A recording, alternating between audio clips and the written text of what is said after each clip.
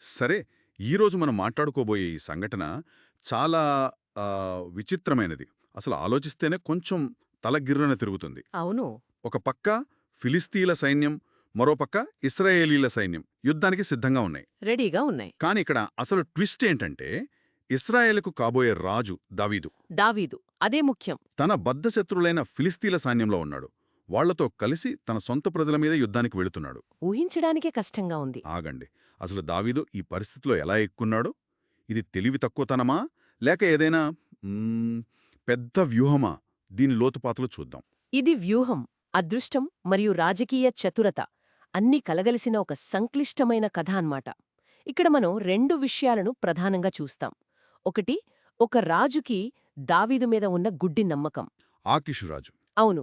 రెండు, ఆ రాజు సైన్యాధికారులకు దావీదు మీద ఉన్న బలమైన అనుమానం. ఈ నమ్మకం, అనుమానం మధ్య జరిగిన సంఘర్షణే ఈ అధ్యాయం మొత్తం. సరే, అయితే ఆ పాత్రల ఉద్దేశాలను, వారి నిర్ణయాల వెనుక ఉన్న కారణాలను మనం కాస్త విడమరిచి చూద్దాం. తప్పకుండా. కథ మొదలవడమే ఒక పెద్ద సైనిక విన్యాసంతో మొదలవుతోంది. ఫిలిస్తీన్లు ఆఫేకులో, ఇశ్రాయేలులు యెజ్రెయేలులో మోహరించారు. అవును. యుద్ధ వాతావరణం. ఫిలిస్తీన్ల సైన్యం వందల వేల మందితో కదులుతుంటే, దావీదు అతని మనుషులు ఆకీష్ అనే రాజుతో కలిసి దండు వెనక వస్తున్నారు. ఇక్కడ నాకు మొదటి ప్రశ్న వస్తోంది. దావీదును ముందు కాకుండా వెనక ఎందుకు పెట్టారు? అదొక అవమానమా లేక వ్యూహమా? ఇది చాలా మంచి ప్రశ్న. ఎందుకంటే ఆ స్థానం వెనుక ఒక పెద్ద రాజకీయ సైనిక అర్థముంది. ప్రాచీన కాలపు యుద్ధాల్లో సైన్యం వెనుక భాగం రెండు రకాల దళాలకు కేటాయించేవారు. ఒకటి, రాజుకు అత్యంత నమ్మకమైన, అత్యవసర పరిస్థితుల్లో రంగంలోకి దింపే రిజర్వ్ దళం. ఓ, ఓకే. ఆకీషు దృష్టిలో దావీదు ఆ కోవకు చెందినవాడు. తన వ్యక్తిగత అంగరక్షకుడిలా తన పక్కనే ఉంచుకున్నాడనమాట. అంటే ఆకీష్కు దావీదు మీద అంత నమ్మకం ఉంది? అపారమైన నమ్మకం. కాని అదే స్థానానికి మరో అర్థం కూడా ఉంది. ఏంటది? వెనుక భాగమంటే నమ్మకం లేనివాళ్లను, సామంతులుగా ఉన్న ఇతర రాజుల సైన్యాలను ఉంచే స్థలం కూడా. ఎందుకంటే వాళ్లు ముందుంటే యుద్ధం మధ్యలో పారిపోవడమో లేదా శత్రువుతో చేతులు కలపడమో తేలిక. కరెక్ట్. వెనుక ఉంటే కంట్రోల్లో ఉంటారు. ఖచ్చితంగా. కాబట్టి ఆకీషు అతడిని గౌరవంగా తన పక్కన పెట్టుకుంటే, మిగతా సైనికాధికారులు అతడిని ఒక ప్రమాదకారిగా, బందీగా చూస్తున్నారు.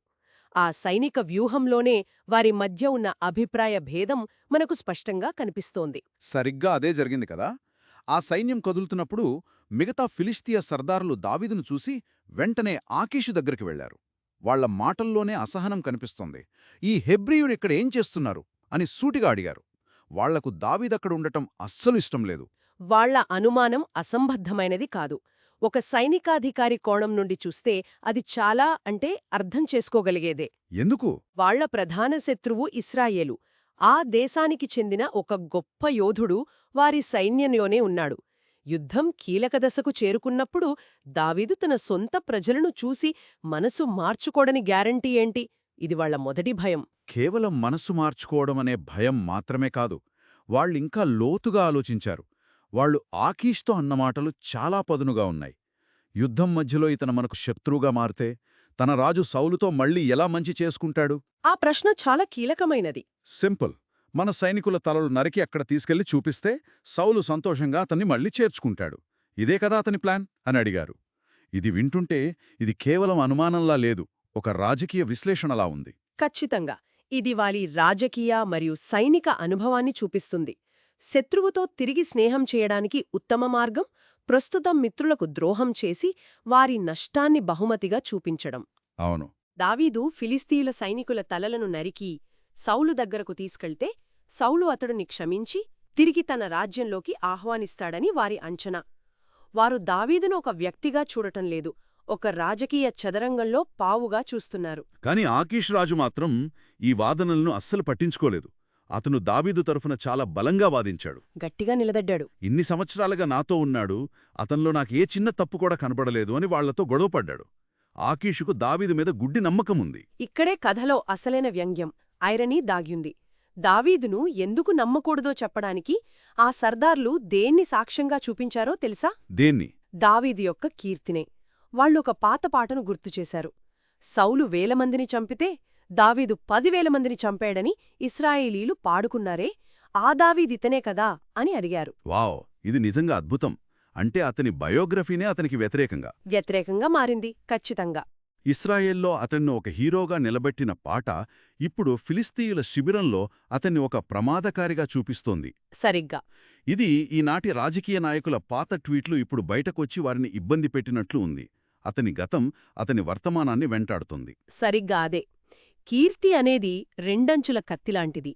అది ఒకవైపు అవకాశాలను తెచ్చిపెడితే మరోవైపు అనుమానాలను రేకెత్తిస్తోంది. దావీదు పరాక్రమం అతనికి ఆకీషు నమ్మకాన్ని సంపాదించి పెట్టింది. కాని అదే పరాక్రమం మిగతా సర్దారులలో భయాన్ని సృష్టించింది. అంటే ఆకీషు వర్తమానాన్ని చూస్తున్నాడు, వాళ్ళు గతాన్ని చూస్తున్నారు. అవును. ఆకీషు దావీదు యొక్క ఇటీవల ప్రవర్తనను, అతని విధేయతను చూస్తున్నాడు. కాని సర్దారులు అతని గతాన్ని, అతని అసలు గుర్తింపును చూస్తున్నారు. వాళ్లకు విధేయుడైన దావీదు కనిపించడం లేదు, 10,000 మంది ఫిలిస్తీయులను చంపిన దావీదు మాత్రమే కనిపిస్తున్నాడు. చివరికి రాజు అయినప్పటికీ ఆకీషు ఆ ఒత్తిడికి లొంగిపోవాల్సి వచ్చింది. తప్పలేదు. తన సైన్యాధికారులందరూ ఏకమైతే రాజు కూడా వాళ్ల మాట వెనక తప్పలేదు. దావీదును వెనక్కి పంపాలని నిర్ణయించుకున్నాడు. ఇక్కడ ఆకీషు ఆ విషయాన్ని దావీదుకు చెప్పే విధానం చూస్తే అతని వ్యక్తిత్వం అర్థమవుతుంది. అతను చాలా సున్నితంగా, గౌరవంగా మాట్లాడాడు. అవును. అతను నిందను దావీదుమీద వెయ్యలేదు. అతను దావీదును పిలిచి, యెహోవా జీవంతోడు, నువ్వు చాలా మంచివాడివి, యథార్థపరుడివి అని మొదలుపెట్టాడు. ఆ తర్వాత నువ్వు నాతో ఉండటం నాకిష్టమే, నా దృష్టికి నువ్వొక దైవదూతలాంటి వాడివి అని కూడా అన్నాడు. ఇది మామూలు ప్రశంస కాదు. అస్సలు కాదు. ఒక రాజు శత్రుదేశానికి చెందిన వ్యక్తి గురించి ఇంత గొప్పగా మాట్లాడటం చాలా అరుదు. దావీదు ప్రవర్తన ఆకీషును అంతగా ప్రభావితం చేసింది. ఆ తర్వాత అసలు విషయం చెప్పాడు.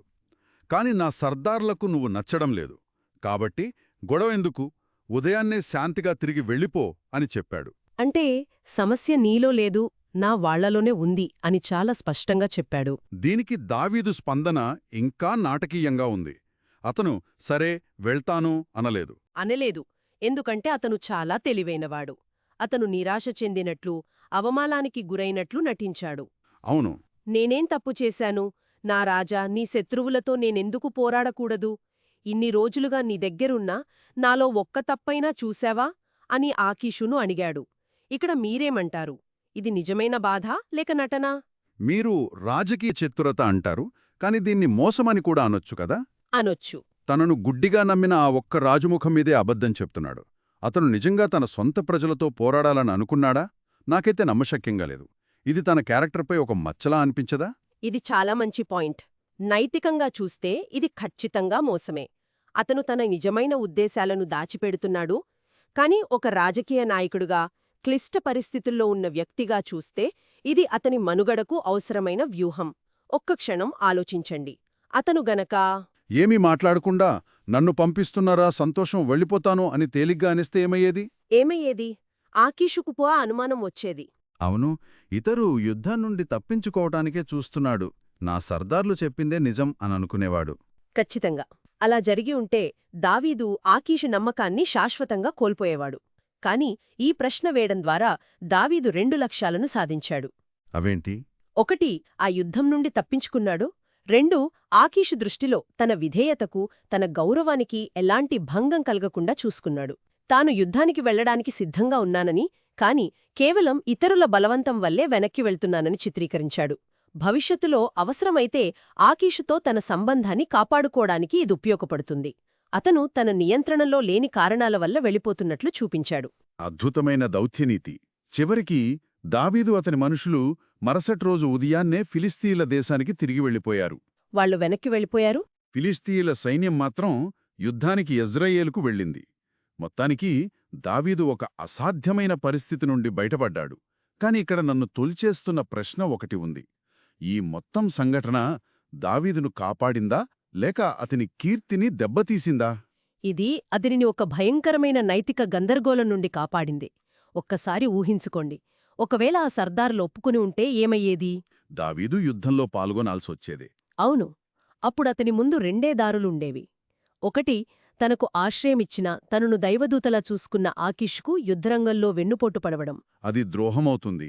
2వ దారి తన సొంత ప్రజలైన ఇశ్రాయేలీయులకు వ్యతిరేకంగా కత్తిదూయడం. ఆ సైన్యంలో బహుశా తన ప్రాణస్నేహితుడు యోనాతాను కూడా ఉండి ఉండవచ్చు. అమ్మో! తన స్నేహితుడికి వ్యతిరేకంగా, తన దేశానికి వ్యతిరేకంగా పోరాడాల్సి వచ్చేది. అది మాతృదేశ ద్రోహమవుతుంది. ఏది ఎంచుకున్నా అది అతని భవిష్యత్తును, అతని పేరును శాశ్వతంగా నాశనం చేసేది. ఖచ్చితంగా. ఇస్రాయేలుకు రాజు అవ్వాల్సిన వాడు ఇస్రాయేలీయులనే చంపినవాడిగా చరిత్రలో నిలిచిపోయేవాడు. ఆ తర్వాత ప్రజలు అతన్ని ఎలా రాజుగా అంగీకరిస్తారు? అంగీకరించరు. అందుకే ఈ తిరస్కారణ పైకి అవమానంగా, ఒక వైఫల్యంగా కనిపించినప్పటికీ వాస్తవానికి అతనికి దేవుడిచ్చిన వరంలా మారింది. ఫిలిష్తీయుల సర్దారుల అనుమానమే అతనికి రక్షణ కవచంలా పనిచేసింది. వాళ్లతన్ని శత్రువుగా చూసి వెళ్లగొట్టారు, కాని వాళ్ళ నిర్ణయం తెలియకుండానే అతన్ని ఒక పెద్ద పాపం నుండి, ఒక చెడ్డ పేరు నుండి కాపాడింది. ఇది విచిత్రంగా లేదు?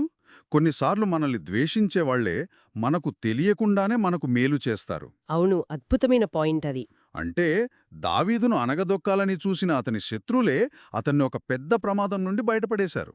బహుశా వాళ్లతన్ని వెనక్కి పంపకుండా ఉండి ఉంటే దావీదు కథ అక్కడతో ముగిసిపోయేదేమో. ఖచ్చితంగా. అతను ఆ యుద్ధంలో చనిపోయినా ఆశ్చర్యం లేదు. లేదా బతికినా రెండు వైపులా ద్రోహిగా ముద్రపడి ఎక్కడా తలదాచుకోలేని పరిస్థితి వచ్చేది. కాబట్టి ఆ సర్దారుల అనుమానం, వారి వ్యతిరేకత పైకి ప్రతికూలంగా కనిపించినా అంతిమంగా దావీదుకు అనుకూలంగా మారిందనుమాట. కాబట్టి ఈ మొత్తం విశ్లేషణ నుండి మనం గ్రహించాల్సింది ఏమిటి? ఇది కేవలం విధేయత, నమ్మకం, రాజకీయ వ్యూహాల గురించిన కథ మాత్రమే కాదు. ఒక వ్యక్తి గతం అతని వర్తమానాన్ని, భవిష్యత్తును ఎలా నిర్దేశిస్తుందో చూశాం. దావీదు కీర్తి అతనికి ఎలా వరంగా, అదే సమయంలో శాపంగా మారిందో చూశాం. అవును. దాంతోపాటు శ్రోతలకు ఇదొక లోతైన ఆలోచనను మిగిలించి వెళుతుంది. ఏమిటది?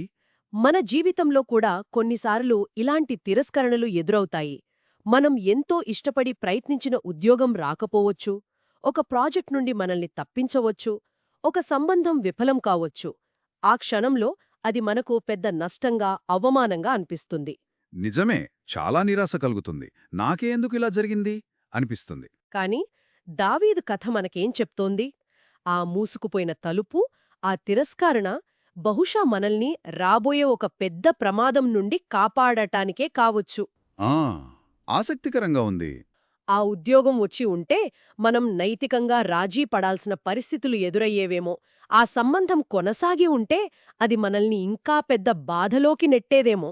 దావీదా రోజు శిబిరం నుండి వెళ్ళిపోతున్నప్పుడు బహుశా కొంచెం అవమానంగా భావించి ఉండవచ్చు, కాని చరిత్ర తెలిసిన మనకు అది అతనికి ఎంత పెద్ద మేలు చేసిందో తెలుసు. నిజమే. కాబట్టి మనకు ఎదురయ్యే ప్రతికూల సంఘటన వెనుక దాగి ఉన్న సానుకూల కోణాన్ని, లేదా మనకు తెలియని రక్షణను ఎలా గుర్తించాలి, ఇది ఆలోచించదగిన విషయం.